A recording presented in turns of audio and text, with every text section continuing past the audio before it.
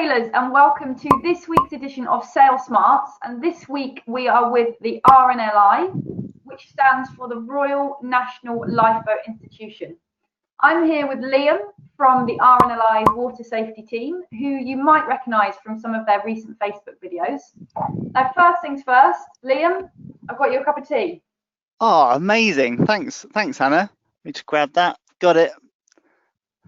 Thank you. Perfect. I love a cup of tea. To start with then, Liam, can you just tell us a little bit about what you do and what the Rnli does? Okay, yes.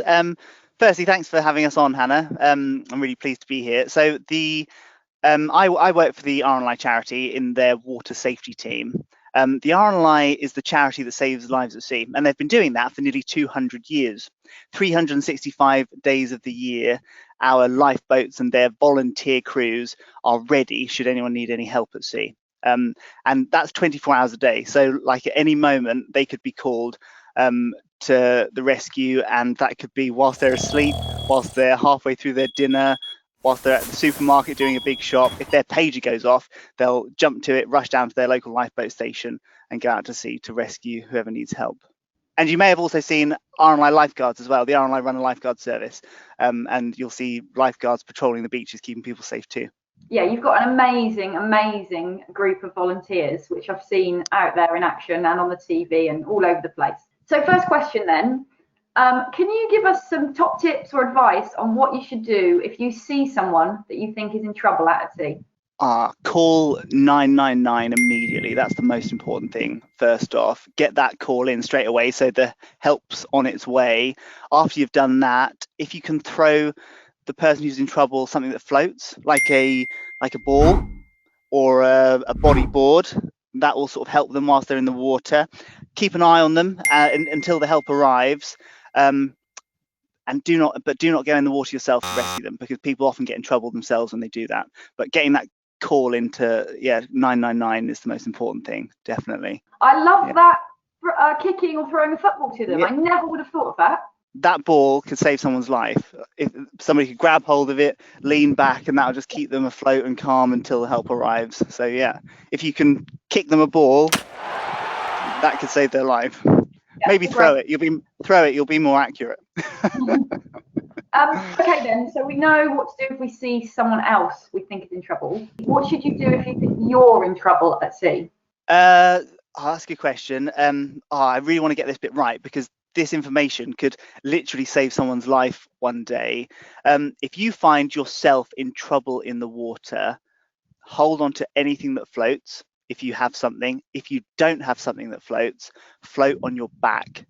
Shout for help, and when you can, if you can, swim to safety.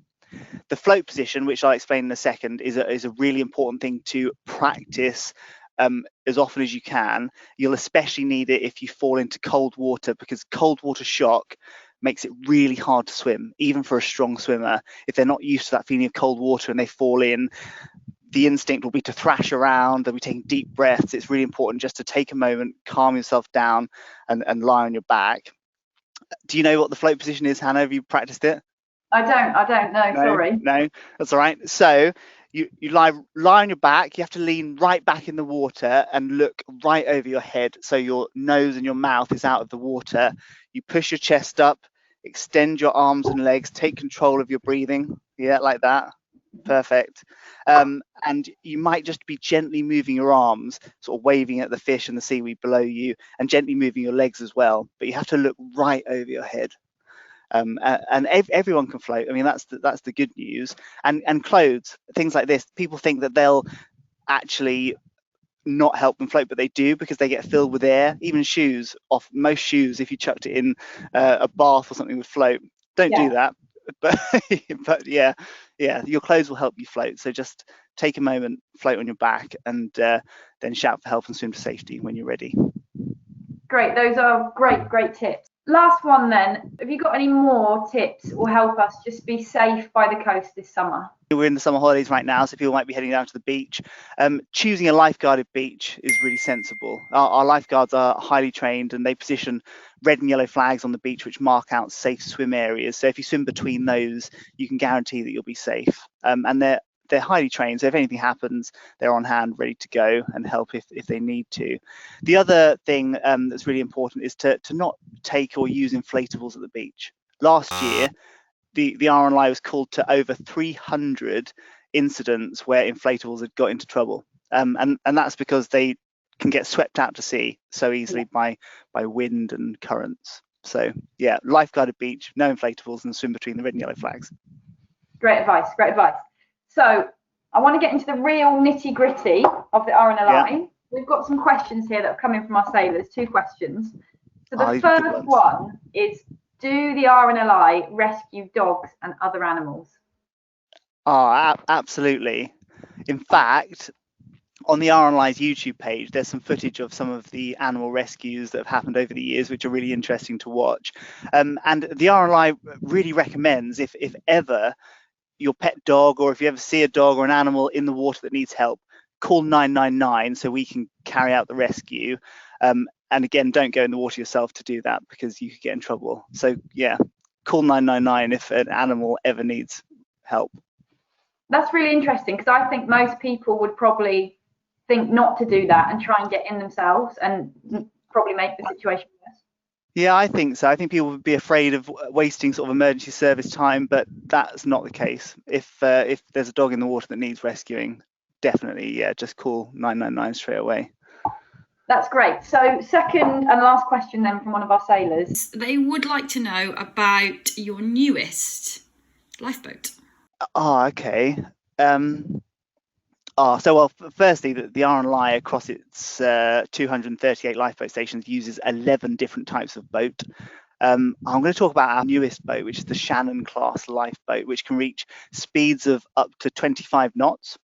So it's really fast, and it's propelled by water jets. So essentially, it's like a massive jet ski, and the inside of the Shannon class lifeboat looks like a spaceship. It's incredible.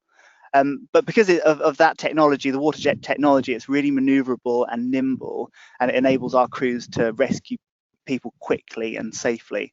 Yeah. There's Shannon class lifeboat videos on the YouTube page as well, so you can check those out too. So the last question is from me actually, and it's just, a lot of our viewers, a lot of people watching this will be sailors, and I would like to know if you could advise people to wear one piece of equipment when they go sailing, what would it be? Buoyancy aid, definitely, hands down. First thing, buoyancy aid, always. Safety first. In fact, I've got one here. I'll pass it to you, Hannah. There you go. Got it. Oh, thanks, Liam. I'll make sure I wear this when I go sailing. Perfect. Yeah, that'll keep you safe. Cool. Well, that's it from me. Thank you so much, Liam, for coming on to Sail Smarts for the week, and hopefully we'll speak to you again soon.